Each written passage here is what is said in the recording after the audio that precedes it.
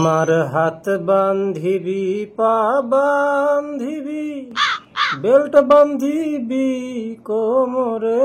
দেখি কি করে, দেখি কি করে। তাহলে তুমি রেডি? ওকে, এবার আপনারা দেখুন হাতের জাদু কেমন হয়।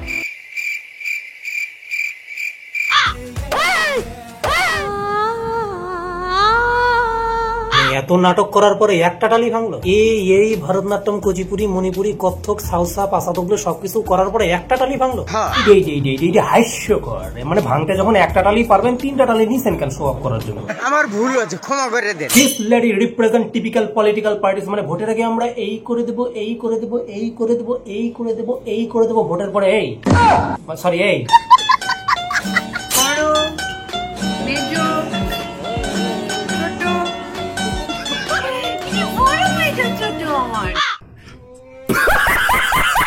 এটা কে বানালি ভাই? এই মিমটা কে বানালি? এরকম না না না, তোমরা মিম বানাও ঠিক আছে, তোমরা ট্যালেন্টেড লোক, তোমার প্রত্যেকটা সিচুয়েশন, ভাইরাল টপিক, যে কোনো বিষয়ে হিউমার ইউজ করে মিম বানাতে পারো, তবে কিন্তু এটা একদম ঠিক হয়েছে।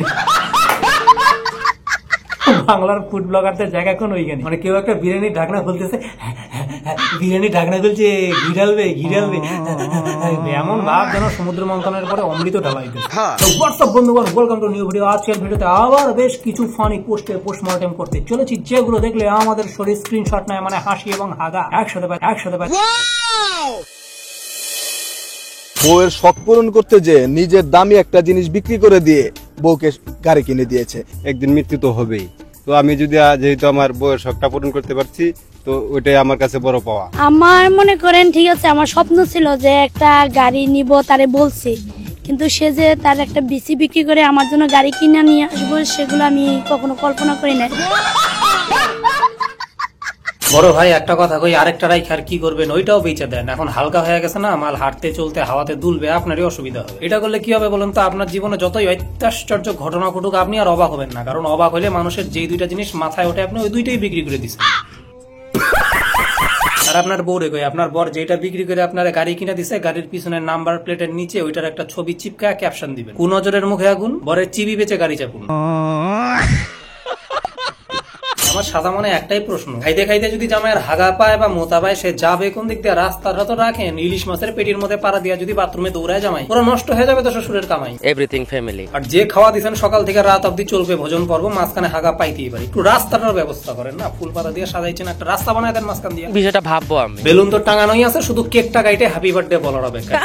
আর মামুনি বলতেছে ভিডিওগ্রাফি হয়ে গেলে যে যার বাটি নিয়ে টেবিলে বসে পড়ো, কারণ দীঘা মনেই হইতেছে যে এইখানে প্রচুর পরিমাণে আইটেম রিপিট করা আছে। বাটা মাছ 2-3 জায়গায়, মাছের পেটি 2-3 জায়গায়, মাংসের বাটি 2-3 জায়গায়। নিজের বাড়ির মেম্বার তো ছাড়েন, আশেপাশের প্রতিবেশী আত্মীয় স্বজনের বাড়ি থেকে আইটেম আইনে বাটি সাজায় ভিডিওগ্রাফি করতে বলতে 10টা মিনিট ভিডিও করবো, ভিউজ পাবো, তারপরে যার যার খাবারের বাটি নিয়ে যে যেখানে খুশি দৌড়ায় যাও। আমার show up to the power max pro জামাই ষষ্ঠীর একটা ভিডিও শুট খুবই দরকার। I know don't like.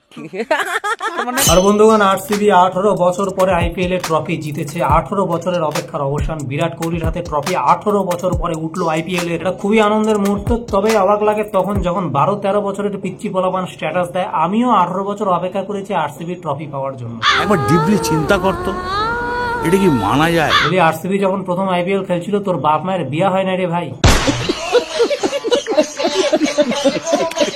জেতার পরে মানুষের উত্তেজনা জাহির করার, সেলিব্রেট করার যে একটা ধরন, সেটা দেখলে আমাদের চক্ষু চরক গাছ হয়ে যাবে। বন্ধুগণ, রাস্তার ডিভাইডার নিয়ে স্কুটি করে ছেলে পেলে পালা যেতেছে, মেইন রোডের মাঝখানে গাড়ি আটকায় নাচতেছে, পুলিশ আসছে আটকাইতে, তারে ধাক্কা মেরে সরা দিতেছে, বলতেছে আজকে পুলিশ, সিবিআই, সিআইডি সব আমরা। ভিড়ের মধ্যে পুলিশ গেছে তাদেরকে শান্ত করার জন্য, পুলিশকে কান্দে তুলে নাচতেছে। ভাবেন এটা কি মানা যায়?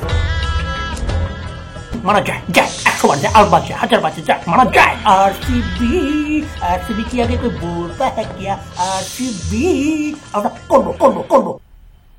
মজা আয়া। যেই ভদ্রলোকের সাকসেস পার্টি সেলিব্রেট করতে গিয়ে আমাদের উত্তেজনার আউটবাস্ট লিমিটলেস হওয়ায় বেশ কিছু লোককে পদপিষ্ট হয়ে মরতে হলো। বন্ধুগণ, তোমাদের মনে হয় এই খবরটা আমাদের কিং কোহলির কানে যাওয়ার পরে সে খুব দুঃখিত হয়েছে না আনন্দিত হয়েছে? আমরা যদি সত্যিকারেরই তার ফ্যান হতাম, তাহলে একটু লিমিট রেখে উত্তেজনাপূর্ণ আনন্দটা করতাম এবং তার কানে এরকম মৃত্যুর সংবাদ পৌঁছতে দিতাম না। আমরা যদি সত্যিকারেরই তার ফ্যান হয়ে থাকি, তাহলে বিরাট কোহলির জীবনে যে পরিবর্তন এসেছে, তার ফ্যান আমাদের হতেই হবে, সেটাকে অ্যাডমায়ার করতেই হবে। এক সময়ের অ্যাগ্রেশন কিং বিরাট কোহলি এখন প্রেম, ভক্তি, ভালোবাসা, শান্তির দিকে যাচ্ছে, স্পিরিচুয়ালি কানেক্টেড হচ্ছে এবং তার জীবনে সাকসেস আরো বেশি পরিমাণে আসছে। আমরা কি তার এই চিন্তাধারার ফ্যান হতে পেরেছি?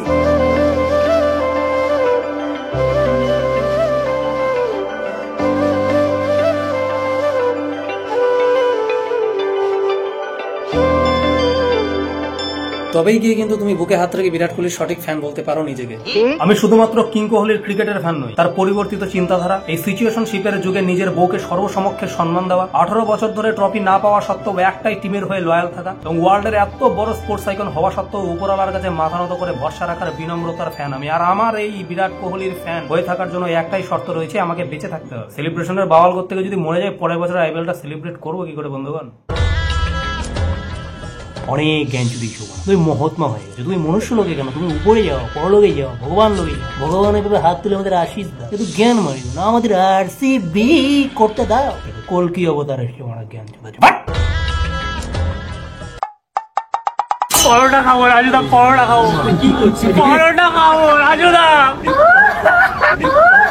পরোটা খাবো। তোর বাপ ঠিক সময় পোলিও খাওয়াইলে আজকে পরোটা খাওয়ার জন্য এরকম ছিনালগিরি করতি না রে। আমাদের বাংলাটা পাগলা ধোসায় ভরে গেছে বন্ধুগণ, রাস্তা ঘাটে, হাটে খাটে, গরুর বাটে, সব জায়গায় এদের আবাদ বিচরণ। বাঙালি নিজের বিয়েতে আর কি আনন্দ করবে, আত্মীয় স্বজনদের রাগ ভাঙাতে ভাঙাতেই টায়ার্ড হয়ে যায়। সেরকম রাজুদা পরোটা কি বিক্রি করবে, এরকম পাগলা ধোসাগুলোর নাটক দেখতে দেখতেই তার তরকারি ঠান্ডা হয়ে যায়। ফোন পেতে দিলে প্রবলেম কি হয় রাজুদা?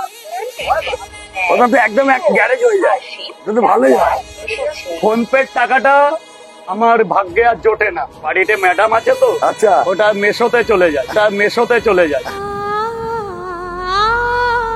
অনিচ্ছা থাকা সত্ত্বেও অনেক হাজবেন্ডকে তার ইউপিআই তে বউয়ের একটা ব্যাংক অ্যাকাউন্ট অ্যাড করতেই হয়। আর বউয়ের রাগ একজন হাজবেন্ডের জীবনের সব থেকে ইম্পর্টেন্ট আর আনপ্রেডিক্টেবল একটা জিনিস। 80% বিবাহিত পুরুষ জানেই না যে তার বউ কি কারণে রেগে আছে, আর বাকি 20% তো জানেই না যে তার বউ রেগে আছে। আমার তো ম্যানেজার একটা লাগবে, কিন্তু আমি তো বয় নেব না, আমি নেব গার্ল। আচ্ছা, লাগবে দেখতে ভালো, আচ্ছা স্মার্ট। রাজুদা বিজনেস ক্র্যাক করে নিয়েছে বন্ধুগণ। রাজুদার টেনশন নেই, রাজুদার সুন্দরী মেয়ে ম্যানেজার চায়, তার একটাই কারণ, তার কারণ যেই কারণে রাশিয়ান দিদির চা বেশি পরিমাণে বিক্রি হচ্ছে।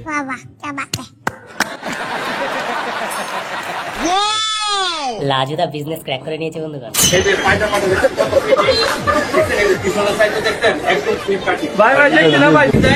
এভাবে একদম করবেন, তারপরে এভাবে করলে একটু আকর্ষণ হয়, দেখছেন?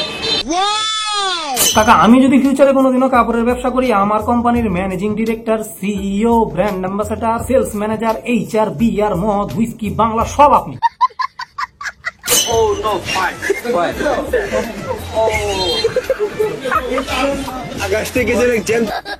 আমার ব্র্যান্ডের কাপড় যদি পৃথিবীর প্রত্যেকটা শপিং মলে বিক্রি না হয়, আরেকটা উপায় কিন্তু রয়েই যাবে আমাদের সার্ভাইভ করার। আপনাকে রাস্তায় নিয়ে নামবো আর আপনি क्या बात है सर, क्या बात है सर।